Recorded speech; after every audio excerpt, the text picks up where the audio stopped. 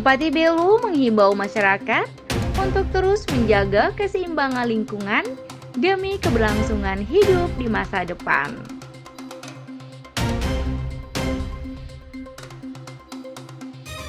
Kantor Kementerian Agama Kabupaten Belu menggelar kegiatan manasik haji untuk menunaikan ibadah haji di Tanah Suci.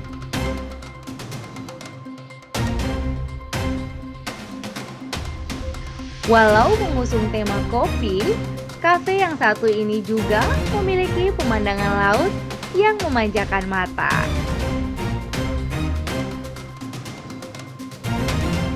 Selamat malam pemirsa, saatnya Anda menyaksikan Berita Belu, program berita teraktual terkait peristiwa dalam sepekan yang terjadi di Nusa Tenggara Timur. Bersama saya, Nita Seran, akan menemani Anda dalam setengah jam ke depan.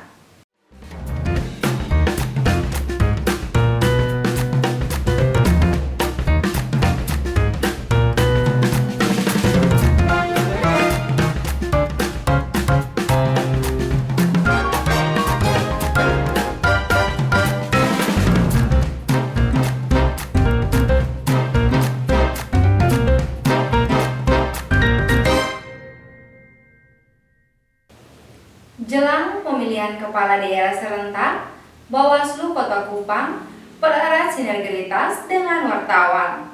Kegiatan digelar untuk meningkatkan kerja pengawasan pada pelaksanaan Pilkada Kupang yang akan digelar serentak pada 27 November mendatang.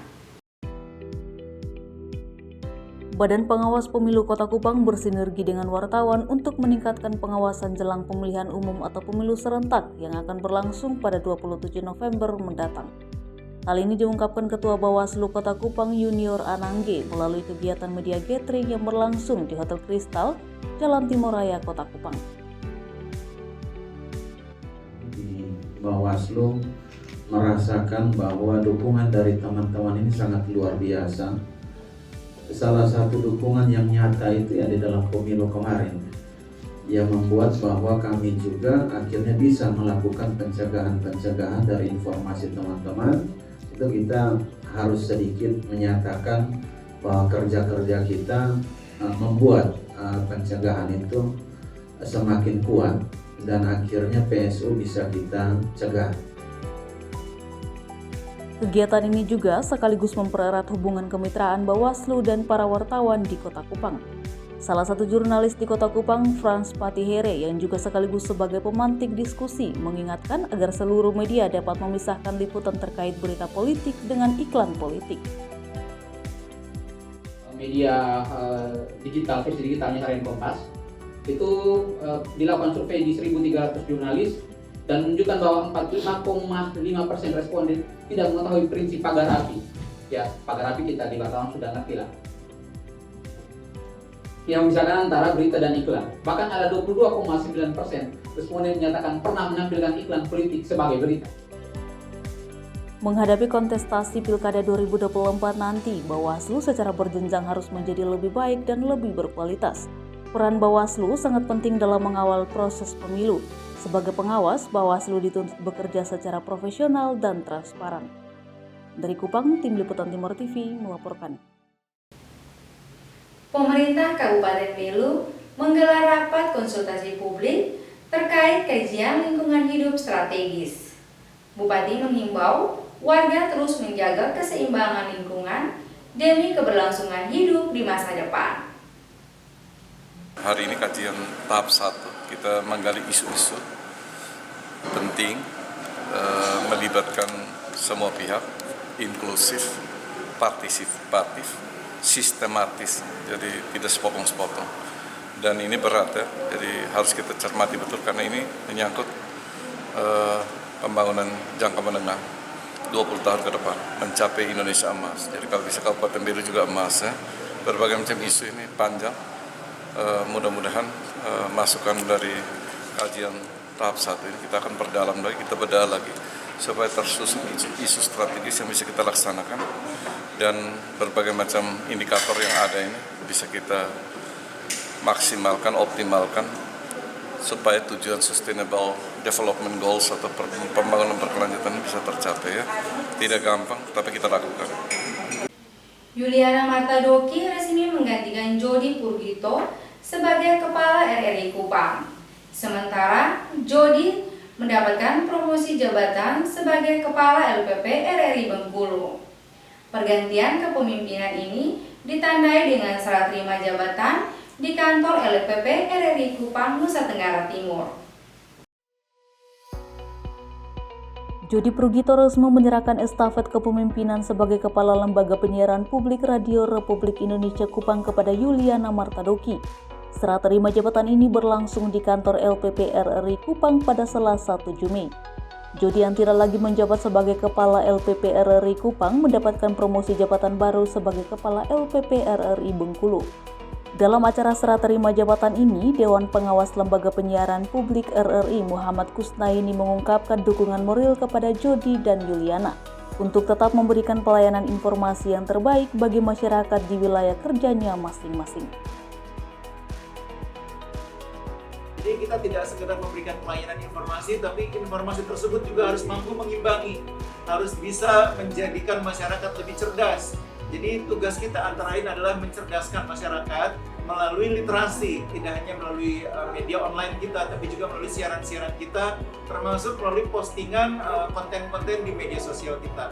Ini tugas yang tidak mudah, tapi kita harus lakukan sebagai bagian dari kewajiban kita sebagai lembaga penyiaran.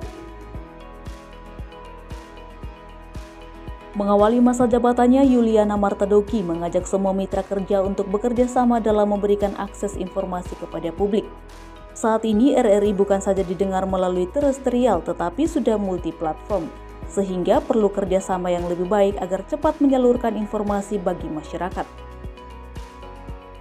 RRI sebagai media publik, tentunya kita punya tanggung jawab bagaimana RRI berada di Nusa Tenggara Timur ini menyiarkan berbagai hal yang kita harapkan itu bisa memberikan keyakinan kepada masyarakat akan hal-hal yang terutama terkait dengan kebenaran. Sebagai media pemersatu bangsa, RRI telah menggunakan digitalisasi melalui aplikasi RRI Digital yang dapat memberikan akses kemudahan informasi bagi semua kalangan. Dari Kupang, Tim Liputan Timur TV melaporkan. Itu rangkaian serah terima jabatan Kepala LPP RRI Atambua turut dimeriahkan penampilan tarian daerah oleh sejumlah pelajar yang tergabung dalam sanggar seni di Kota Atambua. Seperti apa kemeriahannya? Berikut informasinya untuk Anda. Sejumlah siswi SMP Don Bosco Atambua menarikan tarian kreasi saat acara serah terima jabatan dan sisa sambut Kepala Stasiun RRI Atambua. Tarian yang dibawakan merupakan kolaborasi tarian Likurai dengan tarian modern. Tarian ini selalu ditampilkan untuk menyambut tamu maupun menghibur penonton dalam suatu acara. Dengan iringan musik khas Likurai, gerakan gemulai para penari berbusana kain tenun atau tais khas Belu ini mampu menarik perhatian seluruh penonton yang hadir. Untuk teman-teman, ayo mencintai budaya daerah karena budaya daerah tidak selamanya harus tradisional sekali. Seperti kali ini kita menampilkan tarian kreasi yang sudah dipadukan dengan modern tapi tidak lupa untuk mempertahankan kebudayaan kita. Jadi teman-teman, kita jangan terlalu mencintai budaya lokal sehingga nantinya kita menghilangkan budaya diri sendiri, budaya dari daerah kita sendiri. Kita harus mempertahankan budaya kita tapi tidak lupa juga menerima dari luar. Para penari juga menarikan satu tarian yang berbeda dari biasanya. Tarian yang berjudul Wonderful ini merupakan tarian kolaborasi yang menggambarkan keberagaman budaya dari seluruh Indonesia yang dikemas dalam bingkai kebinekaan. Sebelumnya, digelar prosesi serah terima jabatan Kepala LPP RRI Atambua yang ditandai dengan penandatanganan berita acara serah terima jabatan dari Kepala LPP RRI yang lama, Iwan Martono, kepada Kepala yang baru, Agus, yang dilangsungkan di pelataran RRI Atambua. Diketahui, RRI Atambua selalu menyajikan berbagai program acara dan berita yang sangat bermanfaat bagi masyarakat di Kabupaten Belu. Dari Belu, Tim Liputan Atambua TV melaporkan.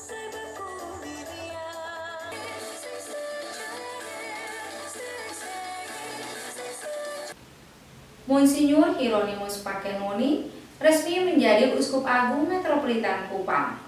Informasinya usai jeda.